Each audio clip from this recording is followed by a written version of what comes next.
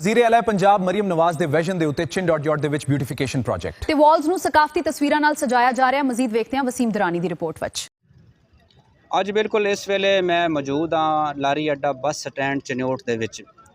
ਕਈ ਅਰਸੇ ਤੋਂ ਲਾਰੀ ਅੱਡਾ ਬੱਸ ਸਟੈਂਡ ਚਨਿਓਟ ਨੂੰ ਨਜ਼ਰਅੰਦਾਜ਼ ਕੀਤਾ ਜਾ ਰਿਹਾ ਸੀ, ਮਗਰ ਹਾਲ ਹੀ ਦੇ ਵਿੱਚ ਵਜ਼ੀਰ ਆਲਾ ਪੰਜਾਬ ਮਰੀਮ ਨਵਾਜ਼ ਸ਼ਰੀਫ ਦੇ ਵਿਜ਼ਨ ਦੇ ਮੁਤਾबिक ਚਨਿਓਟ ਦੇ ਵਿੱਚ ਬਿਊਟੀਫਿਕੇਸ਼ਨ ਦੇ ਉੱਤੇ ਜਿਹੜਾ ਨਾ ਉਹ ਕੰਮ ਕੀਤਾ ਜਾ ਰਿਹਾ ਹੈ।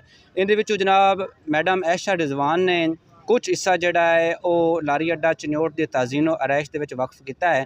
ਤੇ ਇਹਨਾਂ ਨੇ ਮੇਨ ਇਨੀਸ਼ੀਏਟਿਵ ਇਹ ਰੱਖਿਆ ਹੈ ਕਿ ਵੇਖ ਟੌਰ ਪੰਜਾਬ ਦੀ ਔਰ ਵੇਖ ਟੌਰ ਚਨਿਓਟ ਦੀ।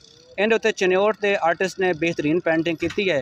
ਮੇਰੇ ਨਾਲ ਆਰਟਿਸਟ ਮੌਜੂਦ ਨੇ ਅਮਾਨੁੱਲਾ। ਅਸੀਂ ਉਹਨਾਂ ਕੋਲ ਪੁੱਛਣਾ ਚਾਹਾਂਗੇ ਕਿ ਉਹਨਾਂ ਨੇ ਕਿਸ ਤਰ੍ਹਾਂ ਚਨਿਓਟ ਦੀ ਟੌਰ ਬਣਾਈ ਹੈ।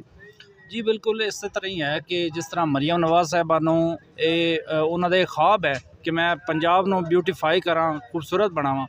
ਉਸ ਦੇ ਨਾਲ ਹੀ ਉਹਨਾਂ ਜਿਸ ਤਰ੍ਹਾਂ ਜ਼ਿਲ੍ਹੀ ਇੰਤਜ਼ਾਮੀਆ ਨੇ ਹਿਦਾਇਤ ਦਿੱਤੀਆਂ ਤੇ ਜ਼ਿਲ੍ਹੀ ਇੰਤਜ਼ਾਮੀਆ ਨੇ ਸਾਨੂੰ ਇੰਸਟਰਕਸ਼ਨ ਦਿੱਤੀ ਕਿ ਇਸ ਵਾਲ ਨੂੰ ਤੁਸੀਂ ਜਿਹੜੀ ਜਨਰਲ ਬੱਸ ਸਟੈਂਡ ਦੀ ਵਾਲ ਹੈ ਸਪੈਸ਼ਲੀ ਟਰੱਕ ਆਰਟ ਵਾਸਤੇ ਤਿਆਰ ਕੀਤੀ ਗਈ ਹੈ, ਸੀਮੈਂਟਡ ਹੈ, ਤੇ ਇਸ ਦੇ ਉੱਤੇ ਤੁਸੀਂ ਟਰੱਕ ਆਰਟ ਕਰਕੇ ਦਿਓ।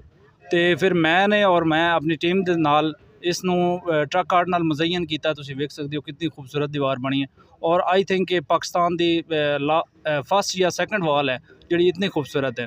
ਤੇ ਇਸੇ ਤਰ੍ਹਾਂ ਹੀ ਮੈਂ ਚਾਹੁੰਦਾ ਕਿ ਮਰੀਮ ਨਵਾਜ਼ ਸਾਹਿਬਾ ਬਿਊਟੀਫਿਕੇਸ਼ਨ ਦੇ ਕੰਮ ਕਰਵਾਉਂਦੀਆਂ ਰਹਿਣ ਤਾਂ ਕਿ ਪੰਜਾਬ ਸਾਡਾ ਨਿਖਰ ਸਕੇ। ਸ਼ੁਕਰੀਆ। ਅੱਛਾ, ਬਿਲਕੁਲ ਜਿਸ ਤਰ੍ਹਾਂ ਤੁਸੀਂ ਅਮਾਨੁੱਲਾ ਆਰਟਿਸਟ ਦੀ ਗੱਲ ਸੁਣੀ, ਉਹਨਾਂ ਦਾ ਇਹੀ ਕਹਿਣਾ ਹੈ ਕਿ ਅਗਰ ਜ਼ਿਲ੍ਹੀ ਇੰਤਜ਼ਾਮੀਆ ਸਾਨੂੰ ਮੌਕਾ ਦੇਵੇ ਤਾਂ ਅਸੀਂ ਚਨਿਓਟ ਦੇ ਵਿੱਚ ਪੇਂਟਿੰਗ ਕਰਕੇ ਪੂਰੀ ਦੁਨੀਆ 'ਤੇ ਚਨਿਓਟ ਦੀ ਟੌਰ ਬਣਾ ਸਕਦੇ ਹਾਂ। ਜੀ।